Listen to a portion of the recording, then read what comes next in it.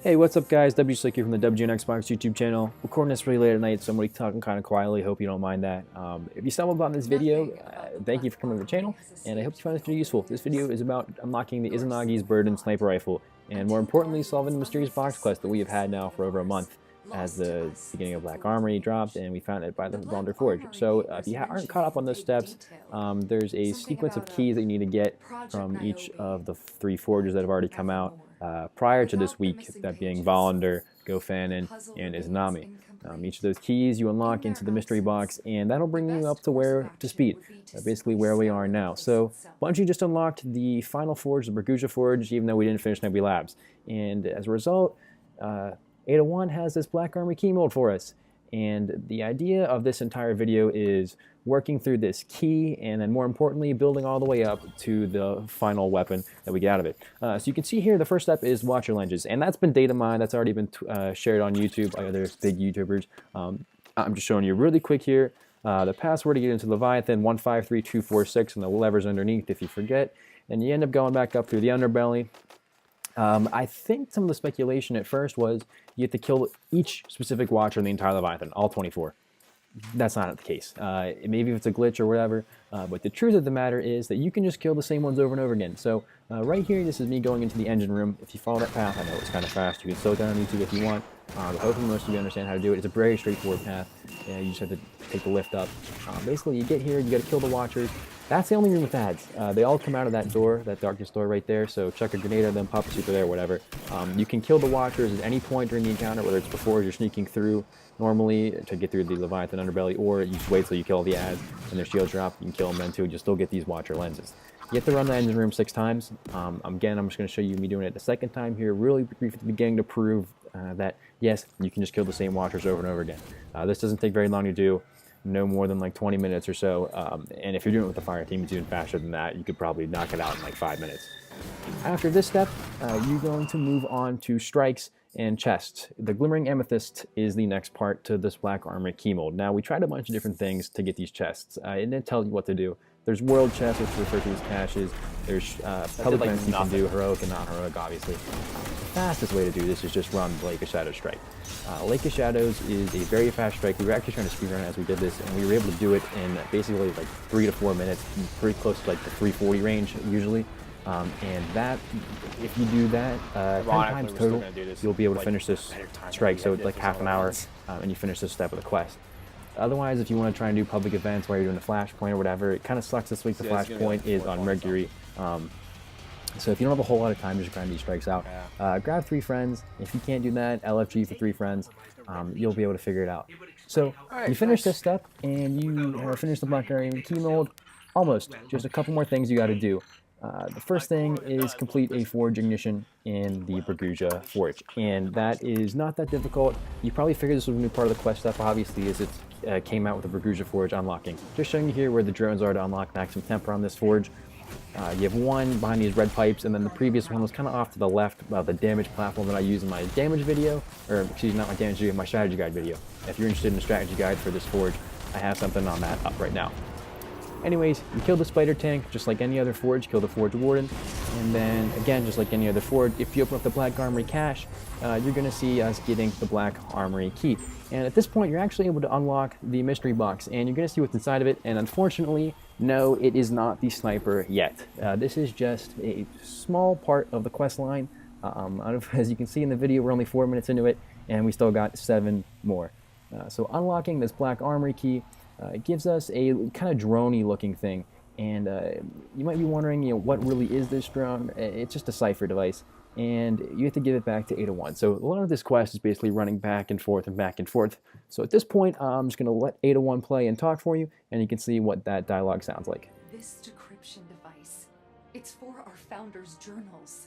I've used it to decode several of our recovered pages.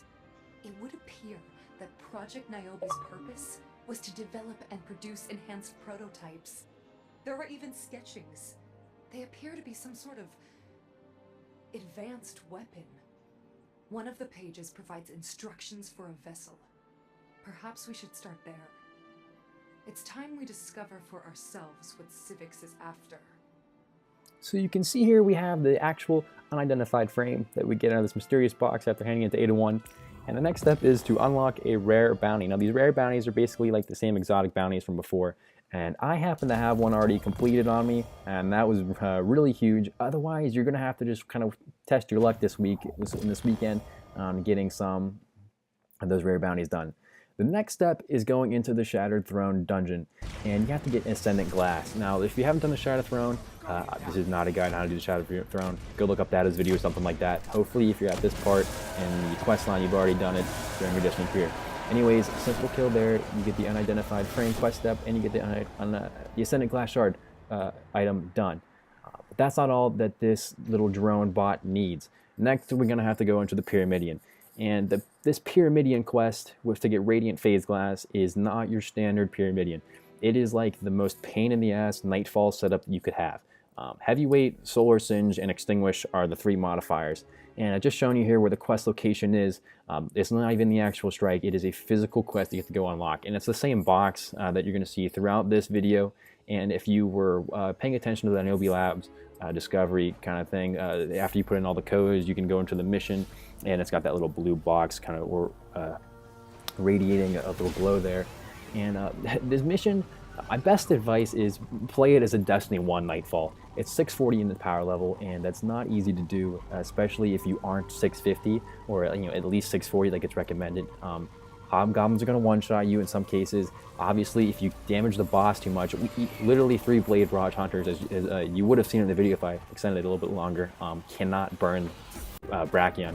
And so the idea is just play it like really cautiously, because Extinguish is on. You don't want to get kicked to orbit.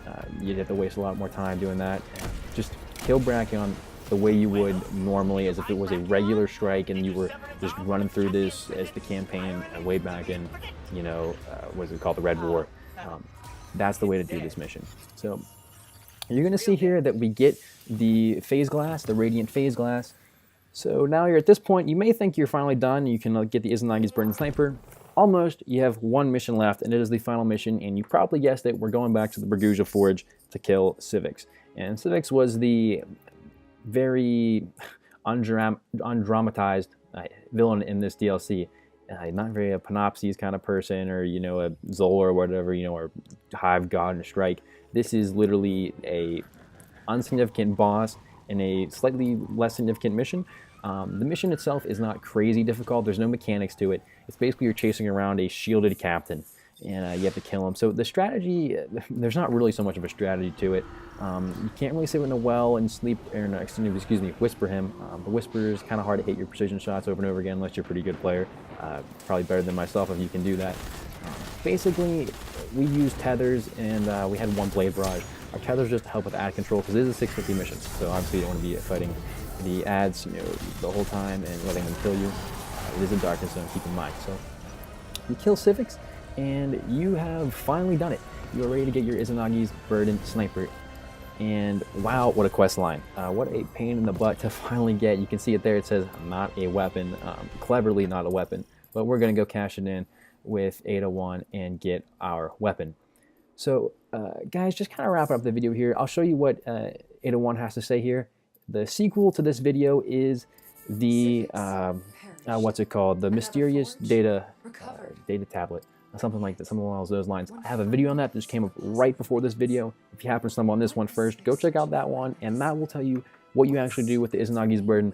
I'm just gonna let Ada1 talk you out for the rest of the video. Guys, thank you very much for watching, and I will see you in the next one. The artifact you forged, it's for the very weapon I used to avenge our murdered founder. The pages imply that when the 2 are combined, they act as a key.